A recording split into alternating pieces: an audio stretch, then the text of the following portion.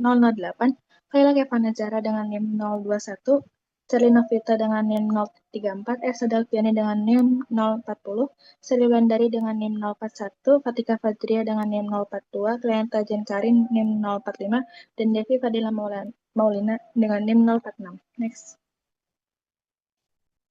Untuk selanjutnya, materi akan disampaikan oleh teman-teman.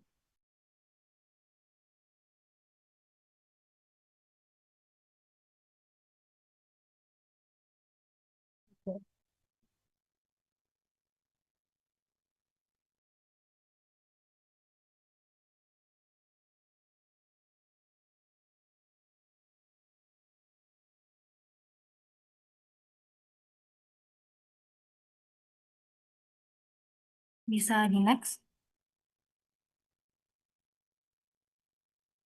Baik.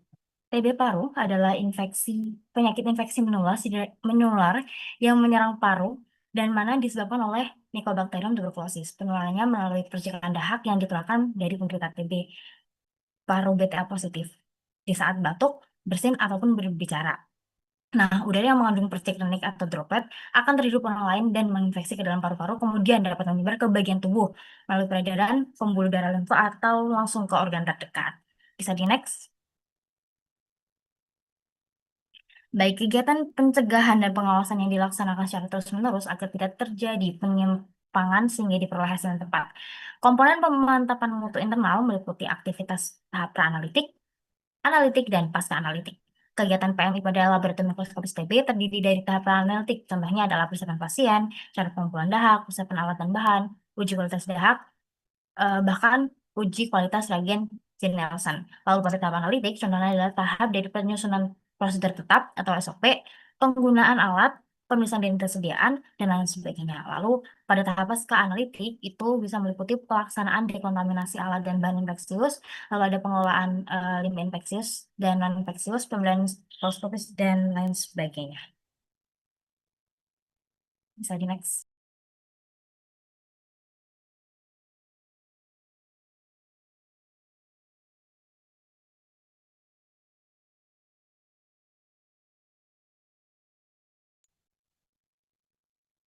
Lalu yang kedua ini bab 2 tentang pembahasan. Next.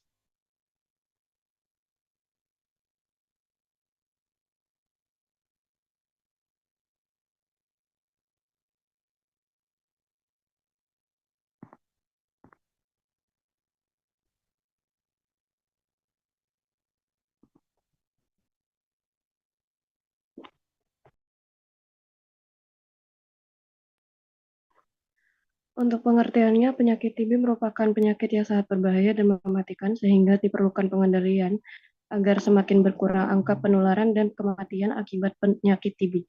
Sejak tahun 1995 dimulai metode penanggulangan dengan strategi DOTS, Directly Observed Treatment Short Course. Strategi DOTS memiliki 5 komponen dalam pelaksanaannya yang meliputi yang pertama komitmen politik dengan peningkatan pendanaan yang berkelanjutan, perundang-undangan, perencanaan sumber daya manusia, manajemen, dan pelatihan. Yang kedua, diagnosis dengan pemeriksaan dahak secara mikroskopis dengan kualitas yang terjamin. Yang ketiga, standar pengobatan dengan tingkat dukungan pasien dan pengawasan. Yang keempat, penyediaan obat yang cukup untuk penderita. Yang kelima, monitoring dan evaluasi sistem pencatatan dan pelaporan yang baku. Next.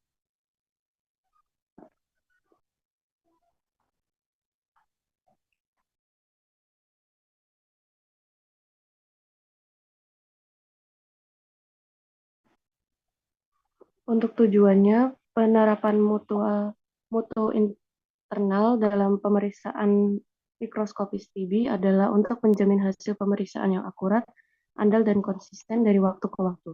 Keakuratan hasil sangat penting karena kesalahan dalam pemeriksaan dapat berakibat fatal terhadap penegakan diagnosis, pengobatan, dan pengendalian penularan TB di masyarakat.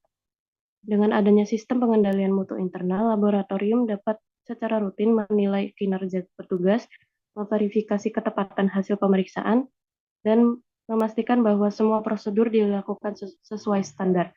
Selain itu, penerapan mutu internal juga bertujuan untuk meningkatkan kemampuan teknis dan profesionalisme petugas laboratorium mengidentifikasi adanya penyimpangan dalam proses kerja, serta menjamin bahwa peralatan seperti mikroskop dan bahan pewarna yang digunakan selalu dalam kondisi optimal. Mutu internal yang baik juga membantu meningkatkan kepercayaan dokter dan pasien terhadap hasil laboratorium serta mendukung keberhasilan program nasional pengendalian tuberkulosis. Next.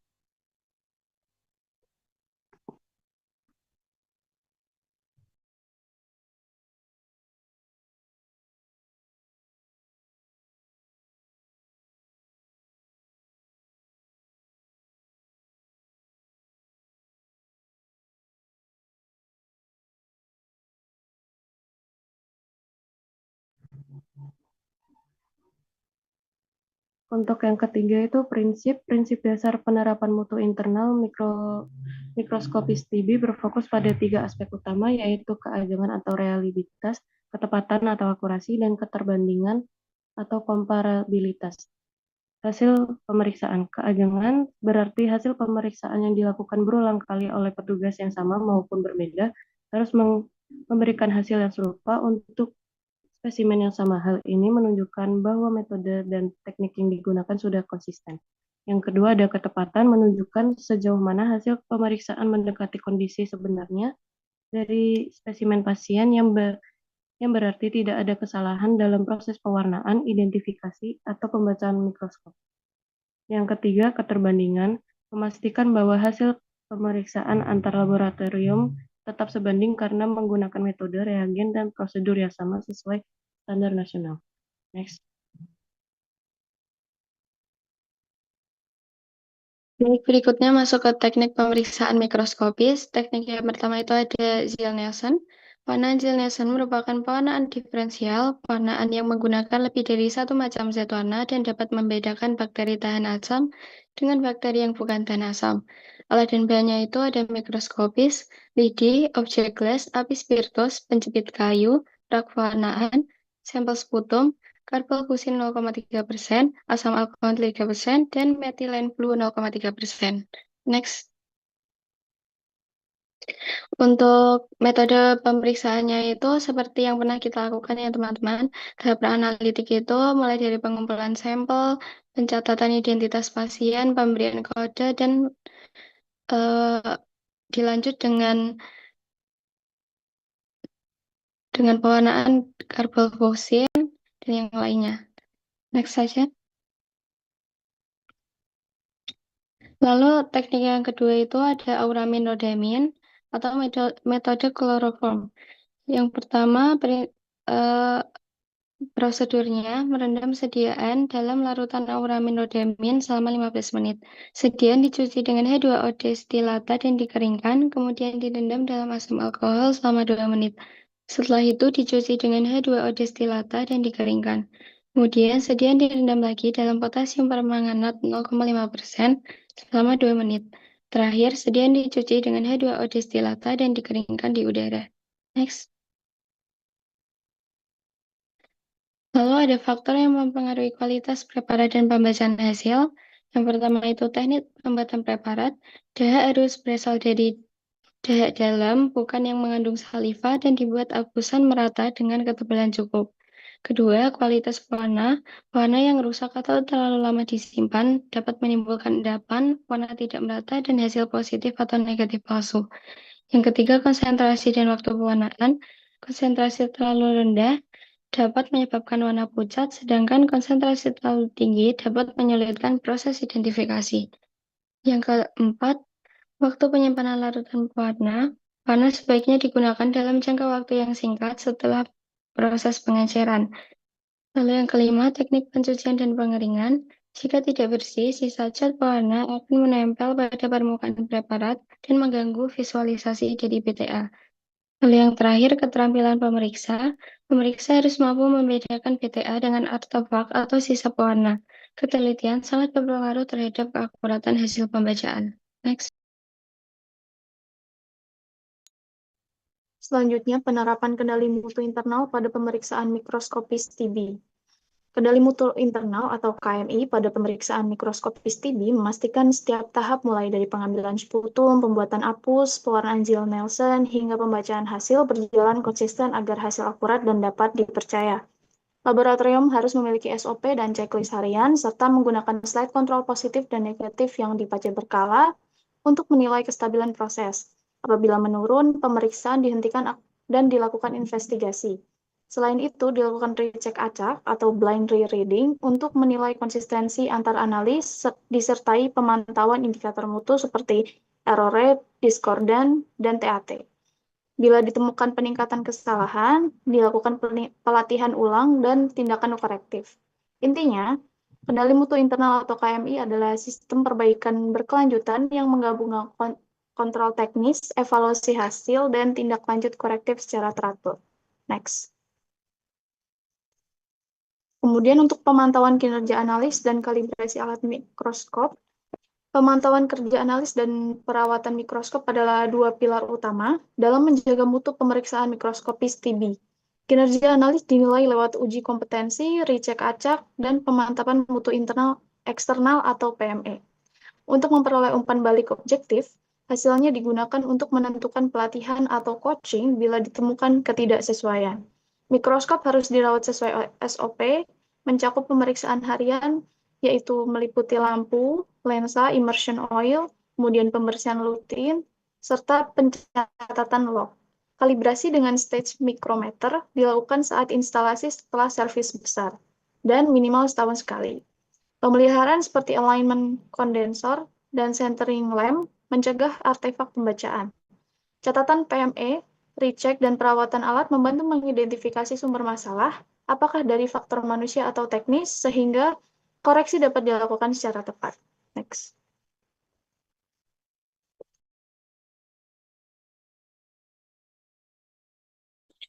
Kemudian selanjutnya ada indikator mutu pemeriksaan mikroskopis TB, yaitu indikator mutu merupakan ukuran atau parameter yang digunakan untuk menilai sejauh mana kegiatan pemeriksaan mikroskopis TB dilaksanakan pada sesuai standar mutu yang telah ditetapkan.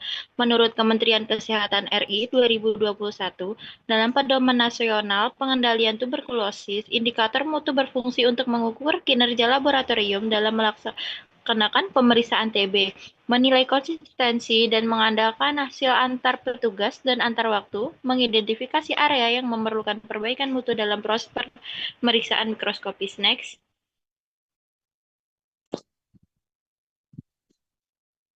Untuk kategorinya sendiri ini ada 3, yaitu teknis atau analitik, operasional sistem laboratorium, sumber daya manusia. Untuk teknis analitiknya sendiri, untuk indikatornya, kesesuaian hasil antara analisis dengan pembanding, tingkat kesalahan hasil atau false positif dan false negatif, ketepatan pembacaan jumlah BTA. Untuk maknanya atau tujuan pengukurannya, mengukur tingkat konsistensi pembacaan antara dua petugas atau dengan hasil referensi, menilai ketelitian dan akurasi hasil pembacaan sediaan, mengukur kemampuan petugas dalam mengklasifikasi dan menghitung jumlah BTA sesuai standar WHO. Untuk operasional atau sistem laboratoriumnya sendiri itu, indikatornya konsistensi hasil antar batch reagen, kinerja alat mikroskop, waktu pemeriksaan atau turnaround time. Makna atau tujuan pengukurannya sendiri itu memastikan tidak ada variasi hasil atau akibat mutu reagen atau pewarna yang tidak stabil, menilai stabilitas atau fokus pencahayaan dan kebersihan lensa agar tidak memenuhi hasil pembacaan, mengukur efisiensi proses kerja dari pengambilan spesimen hingga pelaporan hasil. Untuk sumber dayanya sendiri, sumber daya manusianya sendiri itu untuk indikatornya kesesuaian hasil antar analisis, untuk maknanya sendiri mengukur tingkat keseragaman, keterampilan, dan pemahaman antar petugas. Next. Untuk Pedoman Kementerian RI 2021 dan WHO 2023 memberikan acuan batas nilai atau standar keberhasilan mutu pemeriksaan mikroskopis TB untuk sebagai berikut. Untuk indikatornya itu, yang pertama ada kesesuaian hasil atau concordance rate antara analisis dan pembanding, yaitu untuk standar nilai idealnya itu lebih dari kurang 95%. Untuk sumbernya sendiri Kemenkes RI 2021. Untuk indikator yang kedua ada tingkat kesalahan hasil false positif dan false negatif, yaitu kurang dari 5%. Sumbernya dari Kemenkes RI. Untuk indikatornya ketepatan pembacaan jumlah BTA lebih dari kurang 90% sesuai hasil pembanding. Sumbernya dari WHO. Untuk yang konsistensi antar batch reagen, standar nilai idealnya stabil dan tidak memengaruhi hasil pewarnaan. Sumbernya APHL 2020. Kemudian ada kinerja mikroskop, standar nilainya tidak terdapat distorsi optik, pencahayaan stabil, sumbernya dari Kemenkes RI. Kemudian yang terakhir ada waktu pelaporan hasil, standar nilainya maksimal 24 jam setelah sediaan siap diperiksa. Untuk sumbernya Kemenkes RI 2022. Next.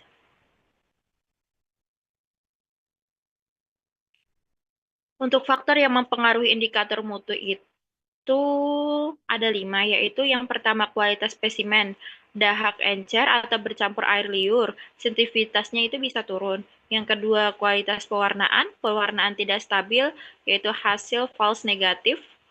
Kemudian ada kondisi mikroskop, yaitu lensa kotor atau pencahayaan lemah, visibilitas BTA menurun. Yang keempat itu ada keterampilan analisis, yaitu ketelitian dan konsistensi mempengaruhi ketepatan. Yang kelima itu ada dokumentasi dan hasil validasi, yaitu pencatatan tidak akurat, kesalahan interpretasi. Next.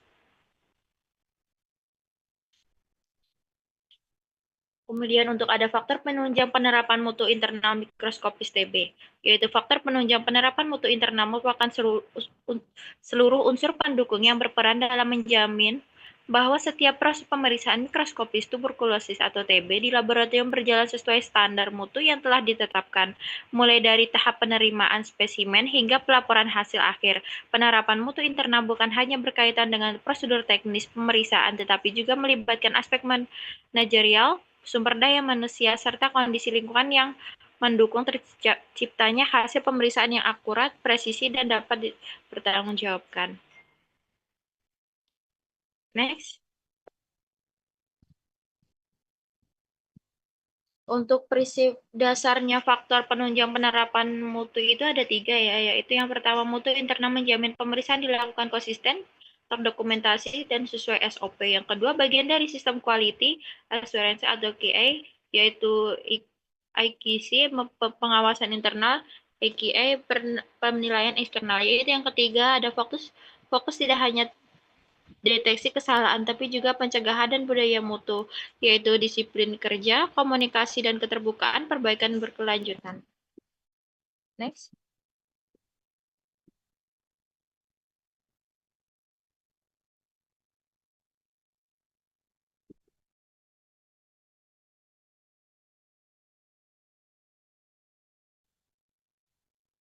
Pelatihan dan kompetensi petugas. Yang pertama itu petugas harus menguasai pembuatan dan pewarnaan sediaan Zell-Nelson atau auramenondamin. Yang kedua, identifikasi morfologi BTA, pembacaan dan interpretasi hasil, kendali mutu, internal, kontrol positif atau negatif, dan validasi hasil. Yang kedua itu ada pelatihan dan resertifikasi minimal tiap 2 tahun, studi. Yang ketiga ada studi pelatihan berkelanjutan menurunkan error dari 8% ke 2,5%. Next.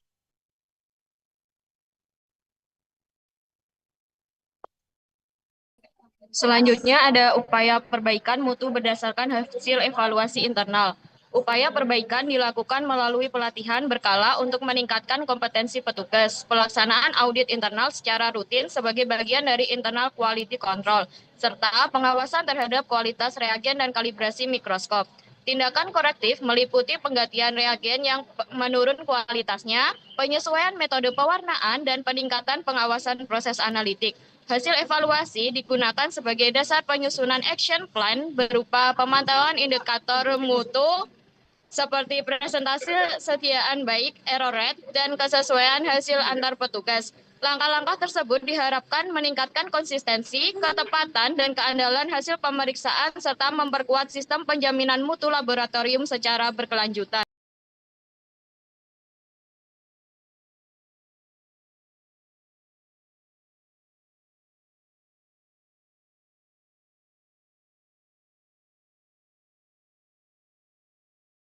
Oke, untuk selanjutnya ada review jurnal.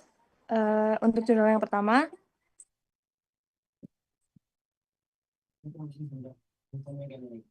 next. Untuk yang pertama ada identitas dari jurnalnya sendiri. Jurnalnya itu berjudul Penerapan Pemantapan Mutu Internal Terhadap Kualitas Diaan Pewarnaan Zell-Nielsen untuk Deteksi Mikrobakterium Tuberculosis.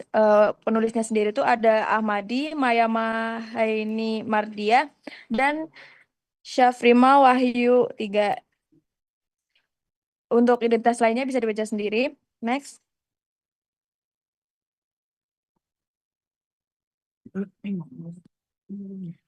Latar belakang dari penelitian ini tuh tuberkulosis merupakan penyakit menular yang masih menjadi masalah kesehatan masyarakat di Indonesia maupun di dunia.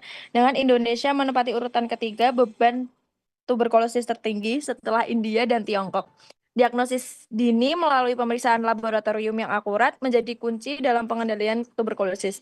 Metode mikroskopis dengan pewarnaan Zell-Nielsen masih banyak digunakan untuk mendeteksi mikrobakterium tuberkulosis melalui identifikasi bakteri tahan asam, terutama di fasilitas kesehatan dengan sumber daya terbatas. Next.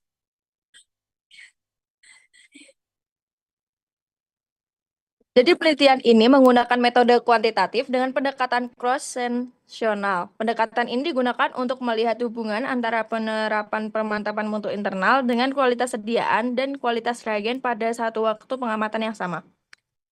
Next.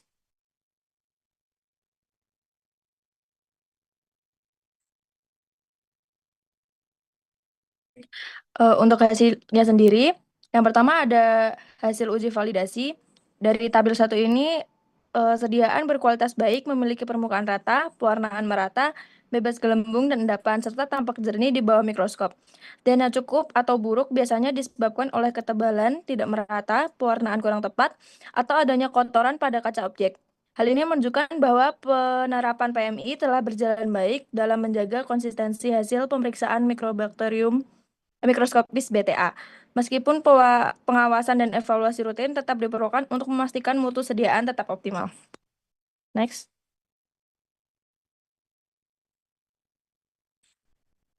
Selanjutnya ada hasil dari uji reliabilitas.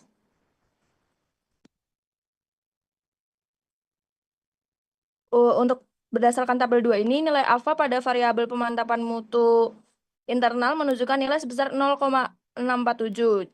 Maka variabel pemantapan mutu internal dinyatakan konsisten karena nilai Kroban alfa kurang dari R tabel. Next.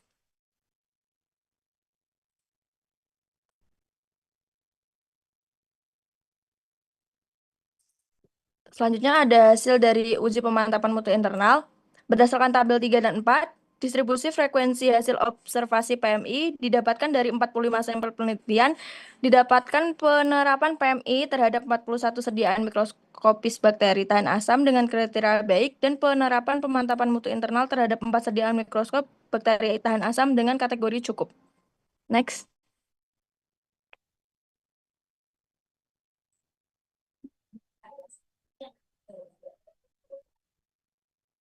Lalu ada hasil dari kualitas sediaan.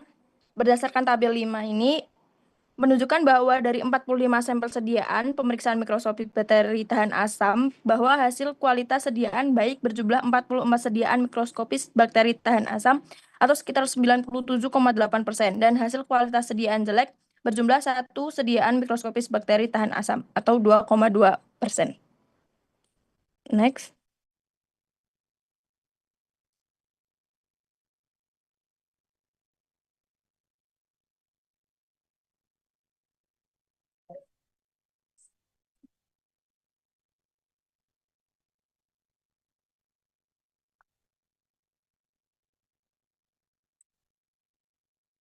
Untuk tabel selanjutnya ada tabel hasil uji sediaan mikroskopis bakteri tahan asam. Untuk hasil ujinya sendiri menunjukkan hubungan yang signifikan antara penerapan pemantapan mutu internal dan kualitas sediaan pewarnaan gel Nielsen untuk deteksi MTB. Secara keseluruhan, PMI berpengaruh langsung terhadap mutu sediaan mikroskopis TB dan menjadi indikator keberhasilan sistem penjaminan mutu laboratorium. Next.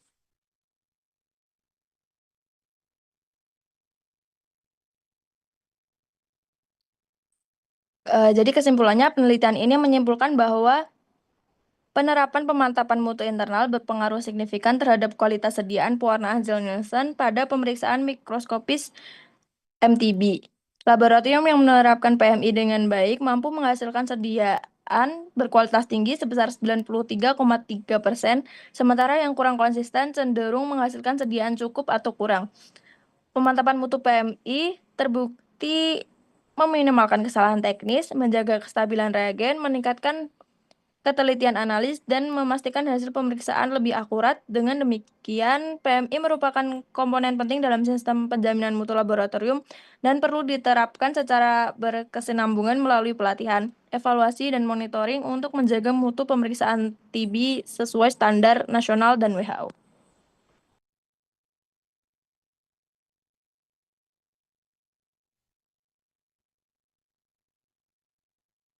Oke, next.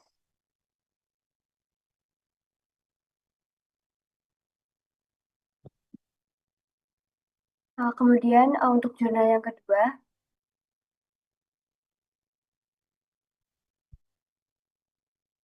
judulnya itu analisis penerapan pra-analitik dan analitik kualitas BTA metode Zell Nelson, PKC Jakarta Timur. Oke, next.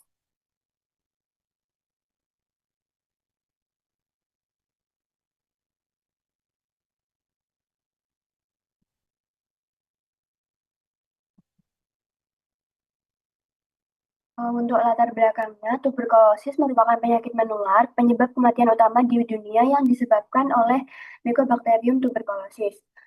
WHO tahun 2019 melaporkan sekitar 1,7 miliar orang terinfeksi dengan angka kasus tinggi di Indonesia, khususnya di wilayah Jakarta Timur yang mencatat 12.334 kasus. Kemudian pemeriksaan mikroskopis basil tahan asam atau BTA metode ini masih menjadi dasar utama dalam diagnosis TB karena cepat dan sederhana.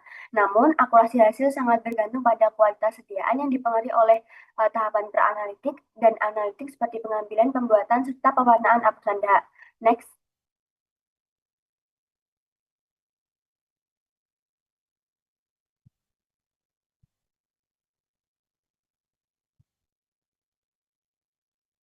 Untuk metode penelitiannya, penelitian ini merupakan studi analitik yang dengan pendekatan cross-seksional yang dilakukan di Puskesmas Kecamatan Ciracas, Jakarta Timur pada April sampai Juni tahun 2023. Tujuannya untuk mengetahui hubungan antara penerapan indikator pra-analitik dan analitik terhadap kualitas sediaan mikroskopis hasil tahan asam.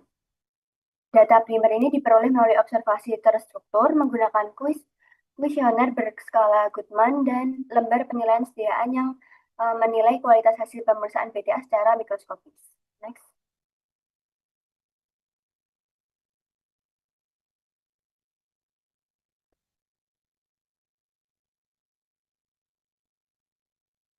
Untuk hasil dan pembahasan, pada tabel pertama ini memperlihatkan hasil uji G-square terhadap 6 indikator kualitas sediaan BTA pada 40 sampel. 4 indikatornya itu yang pertama kualitas spesimen, kebersihan, ketebalan, dan kerataan sediaan yang menunjukkan hubungan bermakna dengan hasil pemeriksaan mikroskopis. Sedangkan pewarnaan dan ukuran sediaan tidak berhubungan signifikan.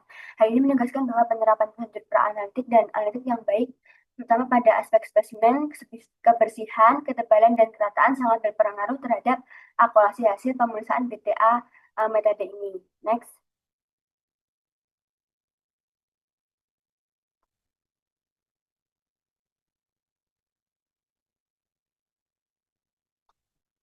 Untuk gambar ini itu merupakan gambar BTA secara mikroskopis dengan yang menunjukkan kualitasnya itu baik.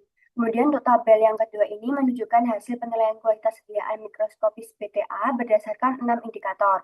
Dari 40 sampel yang diperiksa, sebagian besar memiliki kualitas sediaannya itu baik. Dengan hasil pemeriksaan positif, lebih banyak pada sediaan yang berkualitas baik. Kemudian indikator kualitas spesimen, kebersihan, ketebalan, dan kerataan memiliki hubungan bermakna. Hal ini menegaskan bahwa faktor ini tuh seperti kebersihan, ketebalan, dan kerataan ini berperan penting dalam ketepatan hasil mikroskopis TB. Next.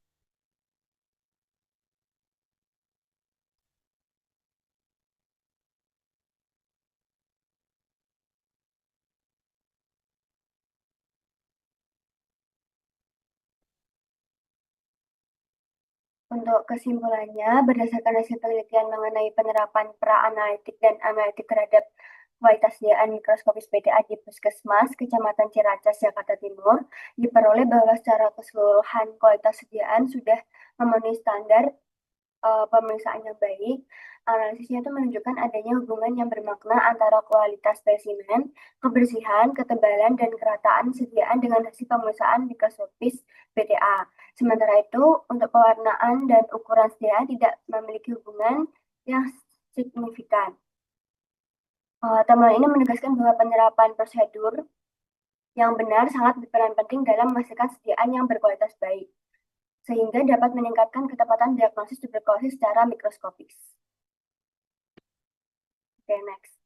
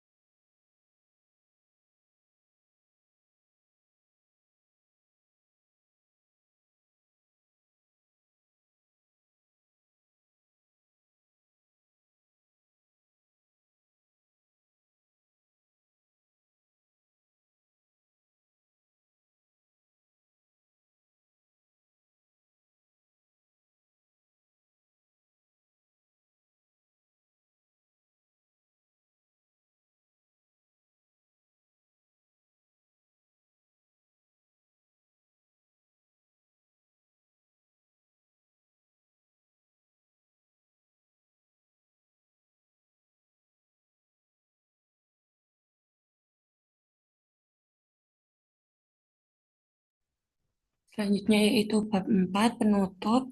Next.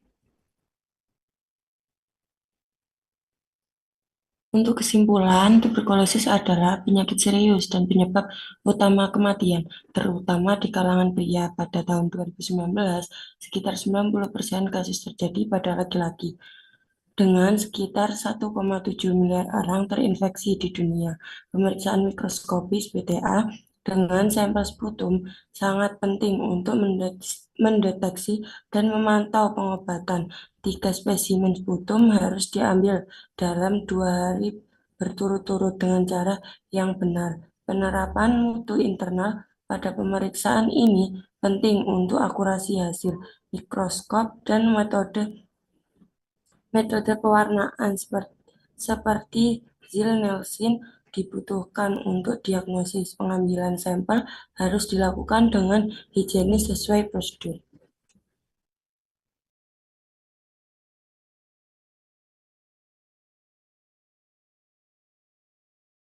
Sekian dari kelompok kami. Terima kasih. Wassalamualaikum warahmatullahi wabarakatuh.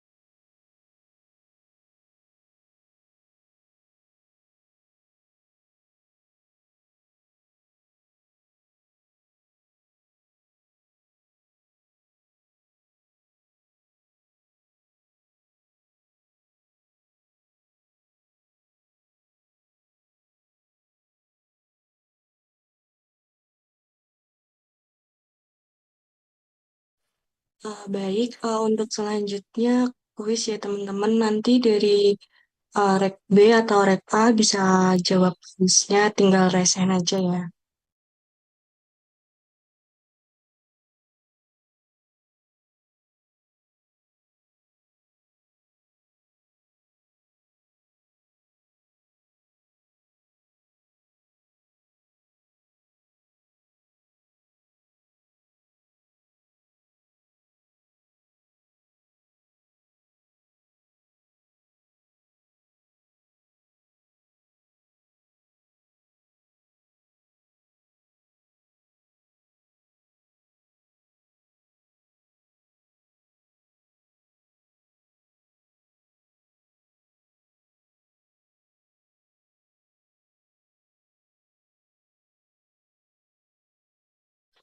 Oke, bisa di next ya, Roy.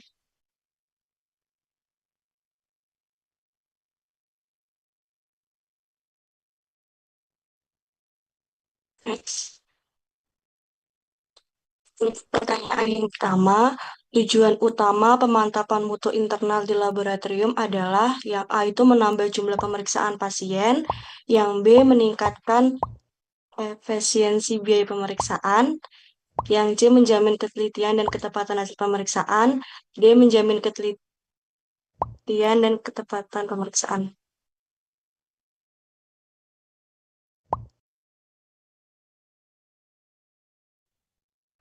Baik, Eva bisa menjawab. Jawabannya itu C, menjamin ketelitian dan ketepatan hasil pemeriksaan.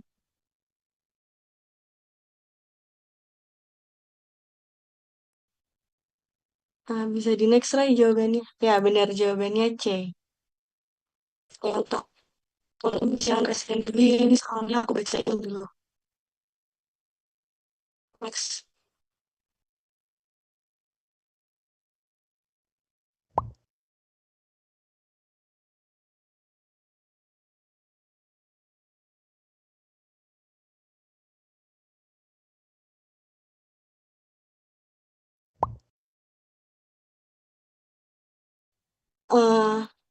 Nomor 2, model 5G framework dalam manajemen mutu laboratorium mencakup kecuali Afifah bisa dijawab.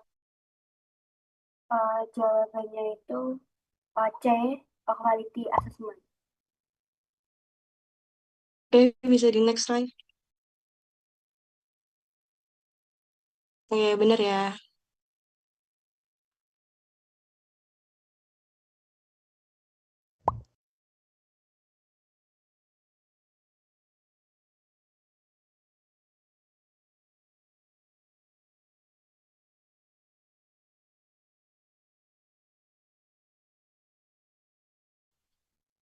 Untuk pertanyaan ketiga, mengapa pembekuan dan pencairan ulang bahan kontrol harus dihindari? Untuk Tim bisa menjawab. Nomor 3 jawabannya B, karena dapat merusak stabilitas bahan kontrol.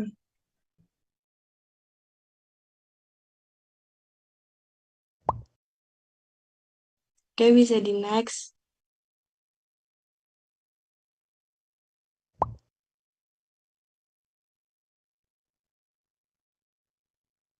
Ya, benar, jawabannya B.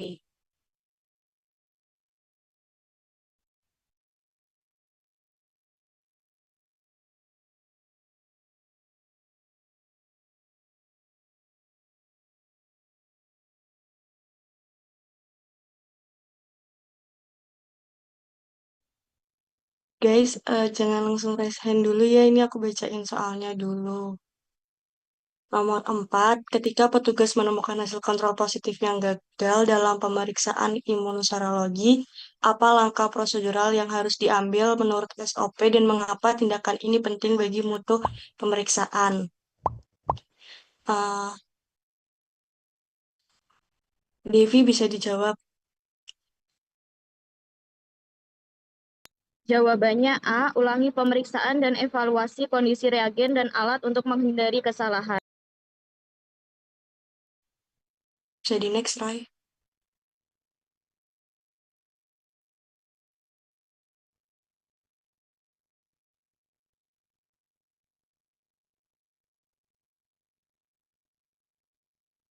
Ya, benar jawabannya A.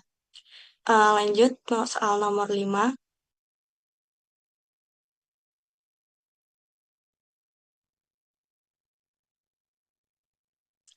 Dalam SOP, bagaimana tindak lanjut yang harus dilakukan ketika ditemukan hasil uji yang tidak sesuai batas kontrol? Jelaskan proses investigasi perbaikannya. Itu bisa dijawab.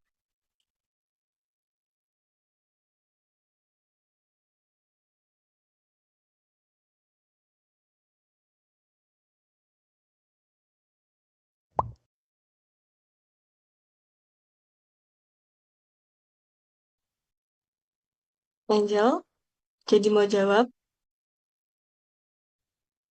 Jawabannya itu A. Lakukan pemeriksaan ulang, tinjau ulang prosedur, kalibrasi, dan pelatihan ulang.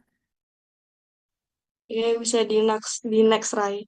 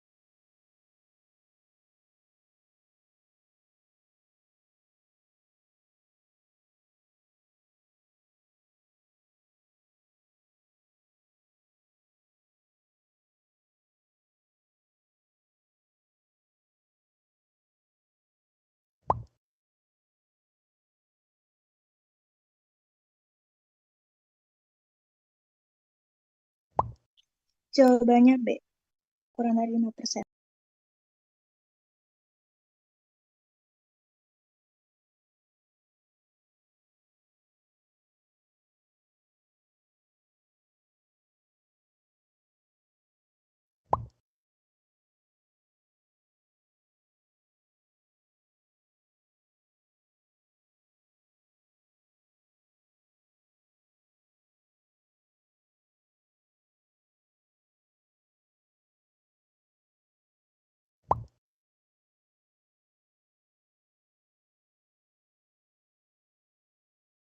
Jawabannya yang B, melakukan pelatihan ulang dan rechecking hasil.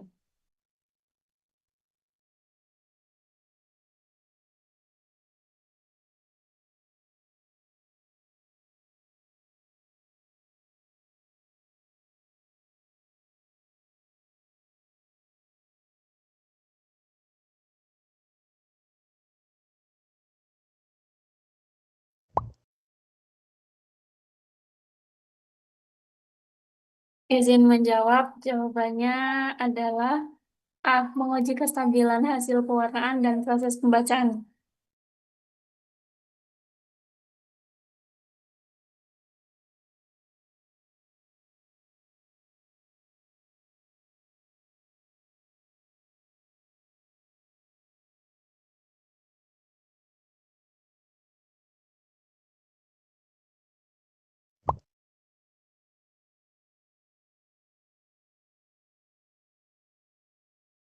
Jawabannya B. Ketepatan pembacaan jumlah BTA.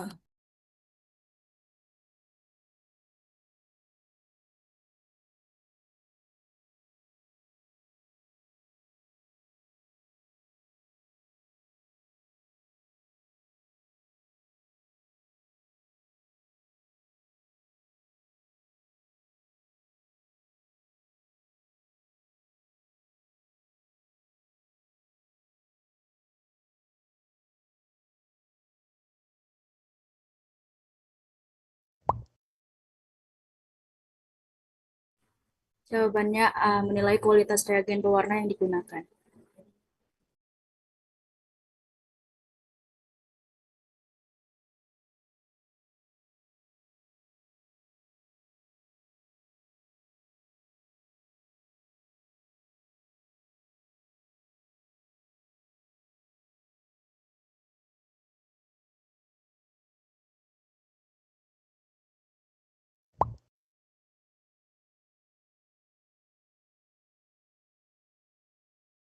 Jawabannya presisi.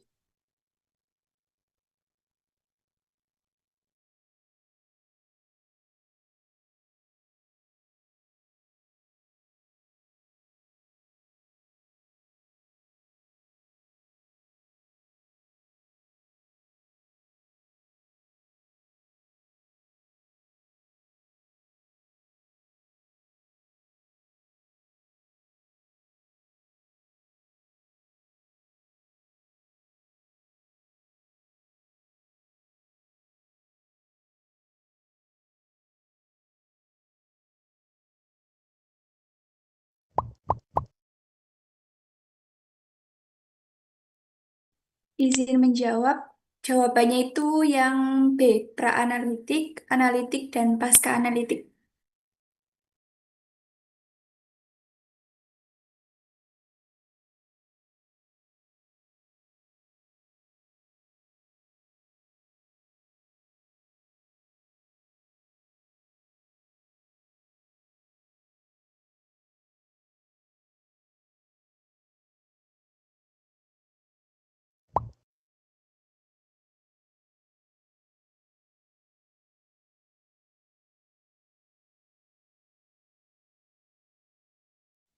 Jawabannya B. Menilai ketepatan dan ketelitian hasil pemeriksaan.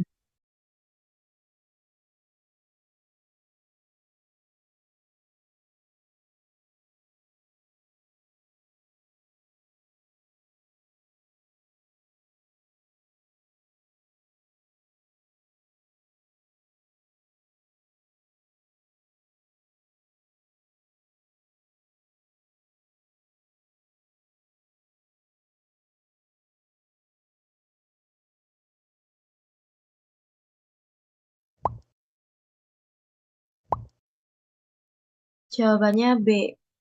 ISO 15189.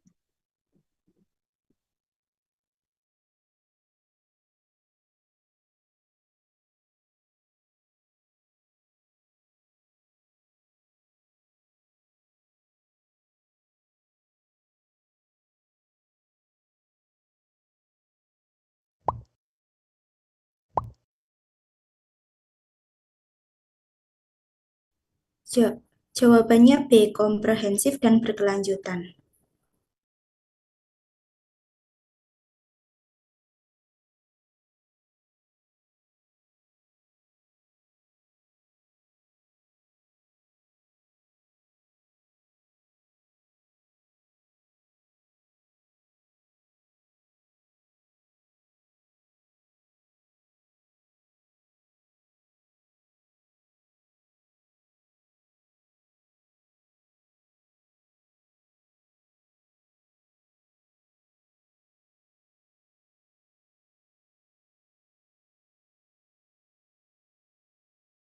Ini lanjut soal dari Reket. Buat Rek A boleh menjawab. Untuk mekanismenya sama seperti tadi, dibacakan soalnya terlebih dahulu, lalu baru raise hand. Yang pertama, tujuan utama pemantapan mutu internal atau PMI dalam pemeriksaan imunoserologi adalah, ya Eva, B. Menjamin hasil pemeriksaan tepat, teliti, dan dapat dipercaya. Ya, betul. Next, soal selanjutnya. Salah satu penyebab hemolisis yang dapat dihindari adalah Nadia. Jawabannya B. Pengisapan darah terlalu kuat ke dalam spuit. Ya, betul. Bisa turun tangan dulu ya, teman-teman. Untuk nomor 3, fungsi bahan kontrol dalam pemeriksaan imunoserologi adalah Akila Nova. Jawabannya B. Menilai performa pemeriksaan dan kestabilan hasil. Ya, betul.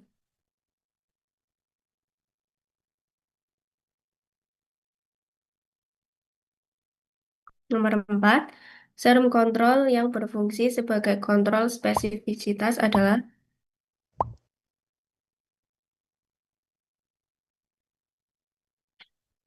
Saskia.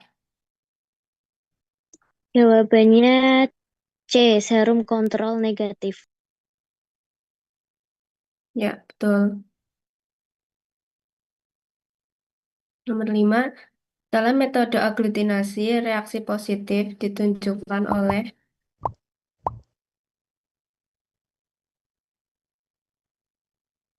Keiko. Jawabannya C. Terbentuknya gumpalan atau aglutinat.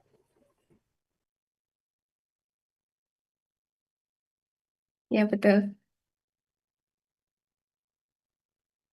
Selanjutnya nomor 6. Jika hasil kontrol eksternal invalid, langkah pertama yang harus dilakukan adalah Tiara Nia, silakan. Jawabannya yang C. Nah, gitu. Menghentikan semua pemeriksaan pasien. Next. Ya, jawabannya benar. Selanjutnya soal nomor 7. Penggunaan kontrol eksternal diwajibkan ketika Kotrunada, silakan. Jawabannya C. Membuka lot kit baru atau pergantian petugas. Next. Ya, jawabannya benar. Selanjutnya soal nomor 8. Pada pembuatan kartu kontrol Seward, sumbu Y mewakili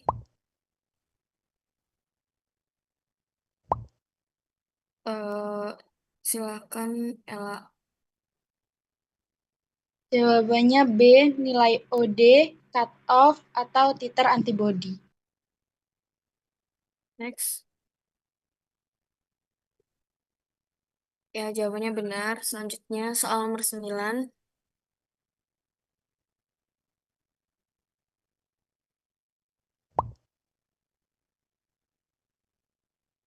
Dalam aturan Westgard, jika hasil kontrol keluar dari batas kontrol, maka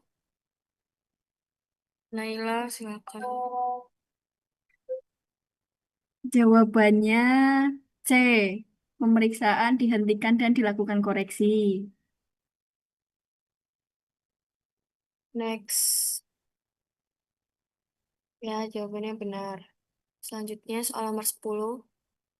Salah satu upaya untuk mengurangi ketidakpastian pengukuran adalah, silakan Abida Ardelia. C. Melakukan pelatihan dan pengawasan rutin terhadap petugas. Next. Ya, jawabannya benar. Selanjutnya soal nomor 11. Tujuan utama dari pemantapan mutu internal pada pemeriksaan TB adalah, silakan Niki Putri. Jawabannya itu menjamin hasil pemeriksaan TB tetap akurat dan konsisten. Next.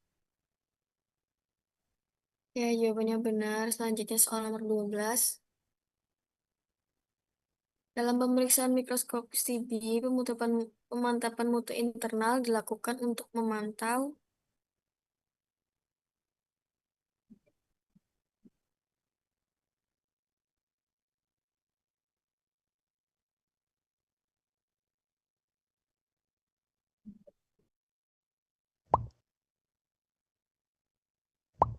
Radita Febi, silakan. Jawabannya B. Kinerja petugas laboratorium dan kualitas hasil sediaan APOS. Ya, jawabannya benar. Selanjutnya soal nomor 13. Salah satu bentuk pemantapan mutu internal pada pemeriksaan mikroskopis TB adalah, Hoirin Nisa, silakan. Jawabannya B. Penggunaan sediaan kontrol positif dan negatif secara berkala.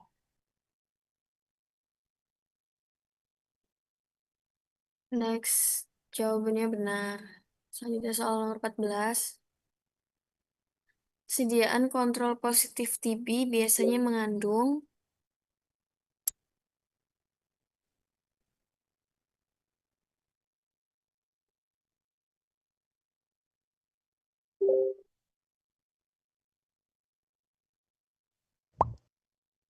ya, silakan Hayu Rahma. B. Basil tahan asam yang sudah diketahui positif. Next, jawabannya benar. Terakhir soal nomor 15. Bila hasil pemeriksaan kontrol positif menunjukkan hasil negatif, maka tindakan yang tepat adalah,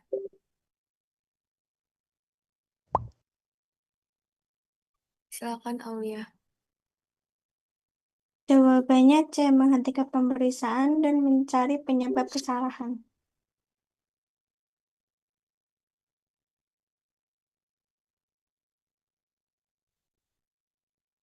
Ya, jawabannya benar. Terima kasih teman-teman.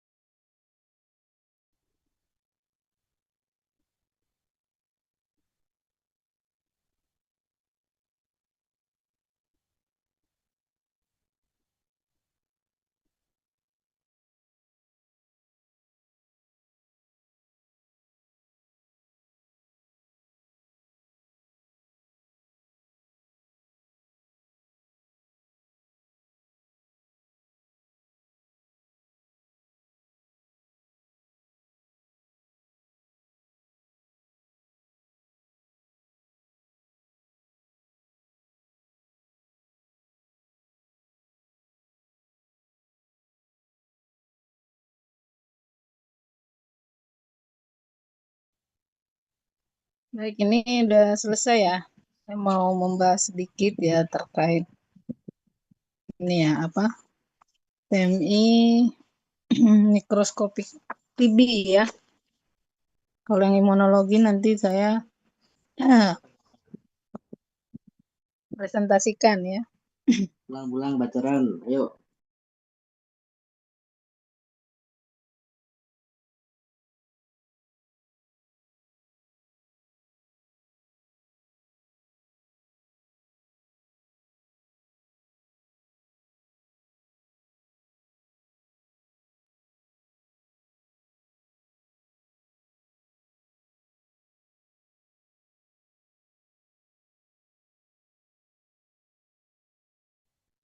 Ya, jadi terkait pemantapan mutu internal ya, Nanti terkait habis itu sediaan sholat ZN. dulu.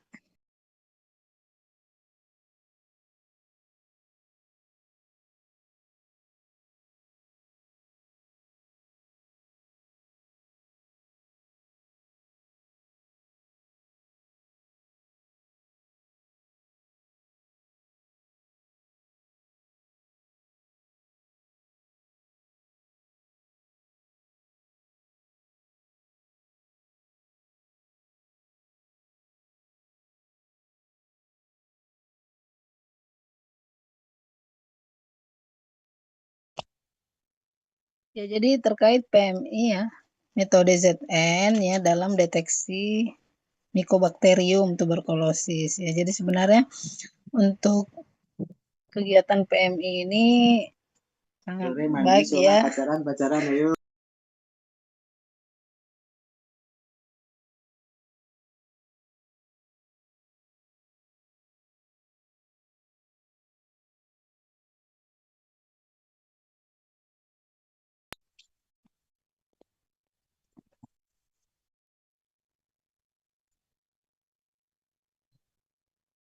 Jadi kegiatan PMI ini berkaitan dengan kualitas sediaan ya, ataupun regen yang digunakan ya dalam pewarnaan ZN ya. Jadi ada beberapa faktor ya yang bisa berpengaruh terhadap kegiatan PMI untuk sediaan preparat TB ya. Jadi ada beberapa faktor di sini ya yang bisa memberikan pengaruh terhadap mutu ya, mutu preparat yang baik ya.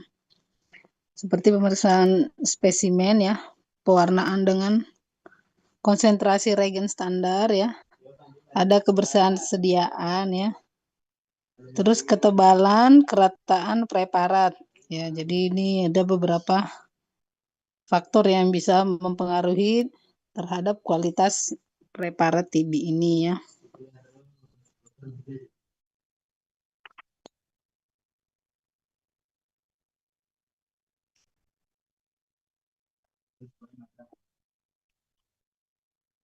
Jadi adapun terkait permasalahan ya, jadi ada juga terkait kendala ya dalam pemeriksaan TB itu ya.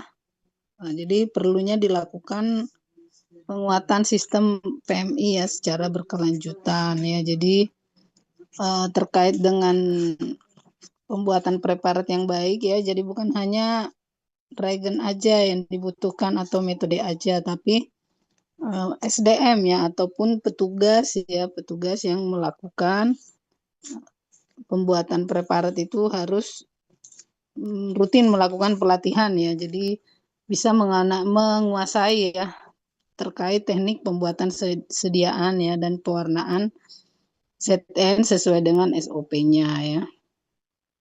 Yang harus diperhatikan juga kondisi regen ya. Jadi penyimpanan regen juga itu harus sesuai dengan suhu ya, suhu dan kondisi yang direkomendasikan. Yang paling penting itu regennya terlindung ya dari paparan sinar matahari langsung ya. Kalau suhunya biasanya suhu kamar ya bisa antara 15 sampai 25 derajat Celcius ya. Terus yang diperhatikan juga harus memperbaiki sistem dokumentasi ya ataupun pencatatan seperti pencatatan logbook ya, regen dan harus terstandar ya.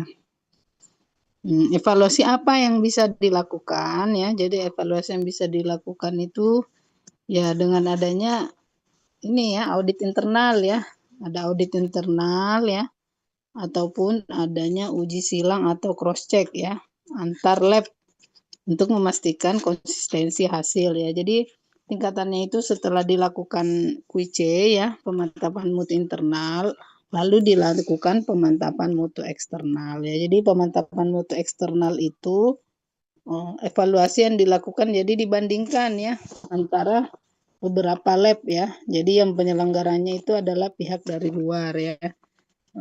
Jadi bisa dari pihak pemerintah ya, bisa dari Kemenkes ataupun pihak lainnya. Jadi itu untuk menilai lab masing-masing ya. Jadi bukan internal kita sendiri, tapi lab di luar masing-masing.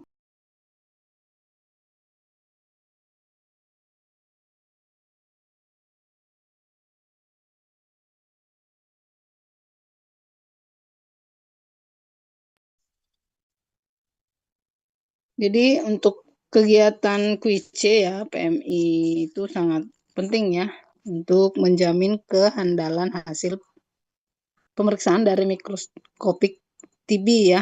Nah, kalau kalian STR itu kan molekulernya ya, kelebihannya kalian nanti pelatihannya itu melakukan pemeriksaan TB molekuler TCM ya. Jadi pelatihannya itu biasanya nggak di kampus ya, tapi di luar ya. Kalau yang D3 itu yang mikroskopik TB ya. Jadi dari hasil penelitian juga disebutkan ya bahwa ada hubungan yang signifikan antara kegiatan PMI ini dengan kualitas sediaan ya atau preparat TB yang dibuat ya. Jadi secara kesimpulannya ya, jadi kegiatan PMI itu sangat baik ya, atau adanya QC itu sangat baik karena bisa meningkatkan akurasi ya atau ketepatan diagnosis ya.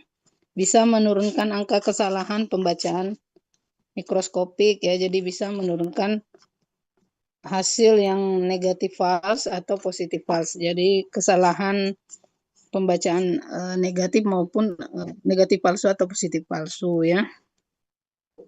Dan kegiatan ini juga bisa mendukung keberhasilan dalam program nasional pengendalian TB. Jadi memang pelaksanaan QIC itu harus berkesinambungan ya dan diwajibkan untuk setiap labnya. Jadi bukan QIC aja yang diwajibkan ya, tapi PME juga diwajibkan rutin untuk dilakukan ya. Jadi di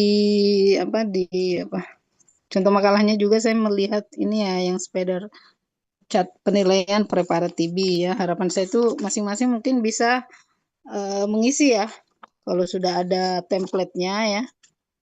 Jadi masing-masing mungkin latihan untuk mengisi ya. Jadi latihan juga untuk melakukan interpretasi ya. Jadi di dalam penilaian preparat itu ada beberapa yang dinilai ya.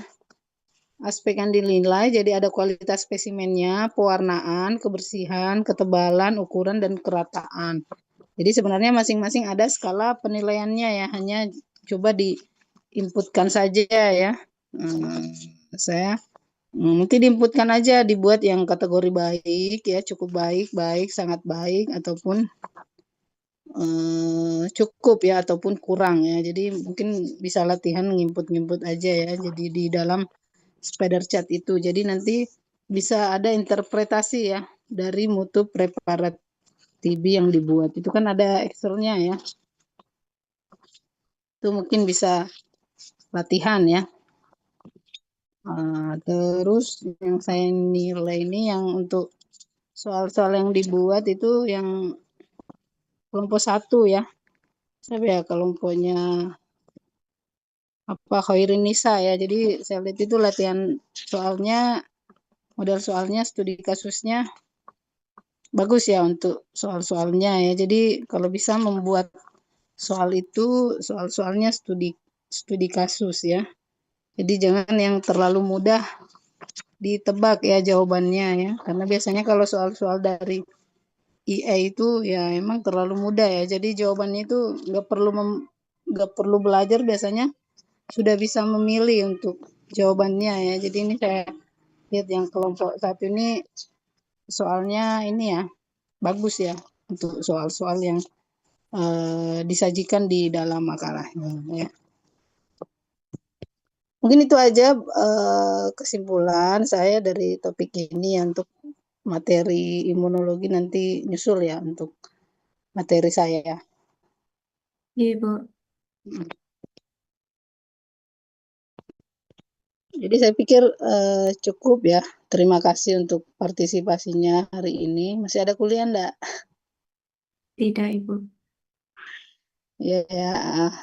Jadi saya pikir cukup ya untuk materi hari ini ya. Terima kasih. Lebih dan kurangnya mohon dimaafkan ya. Saya tutup wabillahi taufiq wal hidayah. Wassalamualaikum warahmatullahi wabarakatuh. Waalaikumsalam warahmatullahi wabarakatuh. Terima kasih, Bu. Terima kasih, Bu. Ya.